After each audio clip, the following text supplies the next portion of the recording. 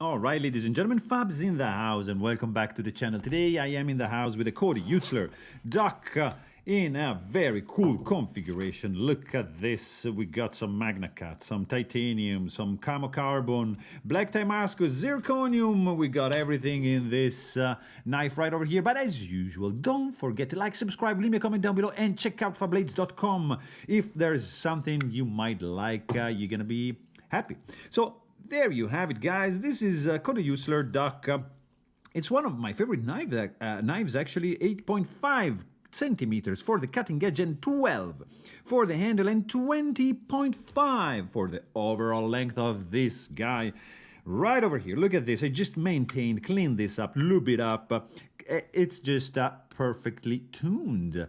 Very, very gorgeous knife right over here. Check it out up against the large Sebenza 21 and the small Sebenza 21. It is smaller than the large and larger than the small. And I'm gonna show you another couple right over here. I'm not gonna be tedious with the size comparison. Just couple Shiro, Neon NL, and Sienkiewicz collaboration Bio Light. Just to show you that this is just right in between these two offerings, and this is a good sign. This is a very good sign for the size of the knife. It is a titanium frame lock. It's a custom knife. They are selling on Lotos for $1,000, but good luck getting one, and good luck paying $1,000, because they are gonna be going much more, like 16 maybe, something in that realm, because there's not many of these made. They are very desirable. They are very well made, and I love this design. I mean, there's a duckling, which is the smaller version of this guy, and this is the duck, which is the bigger fella, which is gorgeous. You get some pretty cool micro milling on the scale all around the pivot. Look at that on the ridge when it goes up. It's very nicely done. Camocarbon with blue hues. Look at how it's shimmering under the light. Very well made. You get some pretty cool geared zirconium pivot collars on both sides. Very nice, of course. The zirc of the pivot collar is matching the zirc of the thumb stud and the zirc on the spacer. This time not on the clip, because it's a dark tie clip with some pretty cool pattern going on. Right, Clark? And for the handle, you have some very nice contouring of the scales. You have nicely chamfered edges all around here on the inside as well. There is no internal skeletonization going on for this guy, but it's not a biggie. It's the weight is just phenomenal in the. Look at this. Look at this action. We're gonna check it out in a second, but. What else can we see about this construction? For example, you have one pivot screw and you have two handle screws, which are going through the backspacer and right into the titanium. Pretty cool indeed. I just noticed now that the inlay is sticking out a little bit. Maybe I can just press it down, or I don't know what, but no. The inlay is just sticking out a little bit. I just noticed that. So that's not good.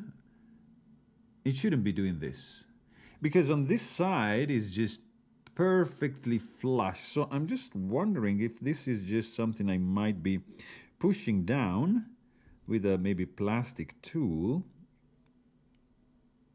I don't know, but yeah, it's just not flush. All right. The milling also on the lock side is very finely done. I like it how it goes up right around the pivot area. That's pretty cool. I also like a lot this area here where the blade just follows the contour of the handle, and just at the end here, just goes back down like that. That's a very, very cool touch. I was saying, yeah, these two screws are screwed into the titanium right there, which is not ideal. But still, it's nice. It contributes to have a clean lock side, internally screwed pocket clip in dark tie, which is not ambidextrous, let's say. It's just gonna stay there. It's resting not on the lock bar, but on the scale itself, which is pretty good. In and out of the pocket is not an issue. It's very well designed. You have an externally cut for the relief of the lock bar right over here. And you have a masterfully done stainless steel lock face insert. And you're going to say, what? Wait, no, there's nothing. Yeah, there is.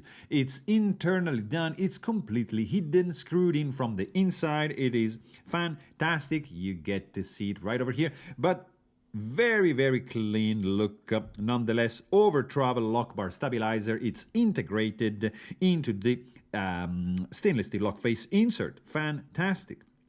Then you have this back spacer, which is zirconium with some gears, geared pattern going on, and of course lanyard solution for you lanyard fellas. It's gonna be there. Nicely centered blade. It's just such a classic design that I really love this guy. I had a few of these ducks, and it's always a pleasure to have, to play with, to use. It's, yeah, as I said, one of my favorite knives. So we're saying, yeah, handle is pretty well done. You have enough area here to disengage the lock bar, nicely contoured. A lot of thinking process went on into the making of this guy. And then you come to this blade, which is Magna cut steel. There's no jimping. There's a little bit of a swedge starting from this tip right up to this tip here. Dual tone finish. You have very fine stone wash for the swedge and for the main bevel. You have flats which have been there's a satin finish. So nice dual tone finish. The Zirc thumb stud, they create a nice contrast in the overall look. You get I was kind of like a finger choil, but be careful because this thing is sharpened right up to the edge, to the heel, sorry, but definitely a pretty cool sharpening choil, which exposes the thinness behind the edge of this fella, which is really good.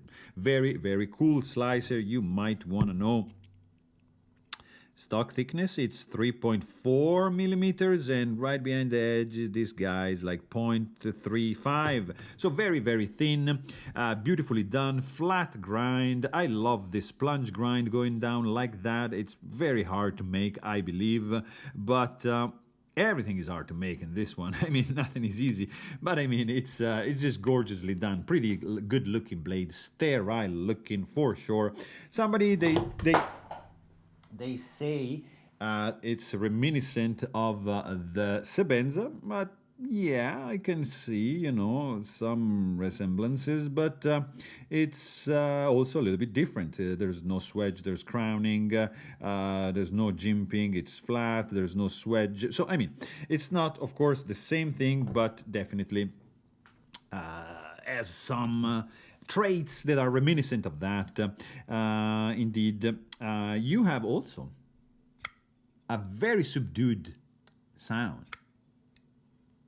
This thing is classy. I'm telling you. Look at that. When you deploy it, I can just like flick it like harder, which is gonna be like that. That's the normal sound usually it makes, which is very, very subdued. When you close it, ooh, super quiet, guys. This is something you can fidget, maybe even if you watch a movie. And your better half is not gonna have nothing to say, maybe. Don't quote me on that. But it's very, very quiet. It feels great in the hand. Let's check out how it feels in the pocket. Because there's no milling pockets in this guy, but in the pocket it might be. All right, 3.91 ounces in the pocket is very good. It's for like this, kind of like a full-size knife also, almost, but it's indeed a good weight. Also, this guy has indeed a good feel in the hand. Nice finger grooves going on over here. It just sits in my hand. I wish a little bit of jimping, you know, would have been placed here to increase the grippiness, because it's kind of like slippery on this side. So a little bit of jimping maybe here. I don't know if it would ruin the overall clean look, but probably yeah, it would be nice. But in the head, I'm telling you, there's no hot spots whatsoever. This guy, it just feels great in the hand. It's such a good knife. There is no flex whatsoever. Everything is well put together. Nothing is rattling. The action is just phenomenal. I tuned it. Yes, it's there's some 85 weight nano oil. This guy is running on bearings. Plastic cage bearings and ceramic ball bearings. 85 weight nano oil is gonna give you this kind of action, which is just gorgeous. Like you can see, even do like a fast close, but just don't do it. It's a little bit smaller to do that. But guys, are you seeing this smoothness? Are you seeing this butteriness that is coming out from this closing action? It's gorgeous. It's fantastic. Mesmerizing action on bearings. Perfectly centered. Fit and finish, it's not 100% on this guy, because I noticed that.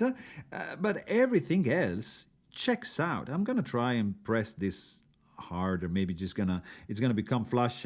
But beside that, guys, this is a pretty solid knife, a gorgeous look, crazy action, amazing feel in the hand, and yeah, it's the Kody Eutsler DUK. It's a classic. So there you have it.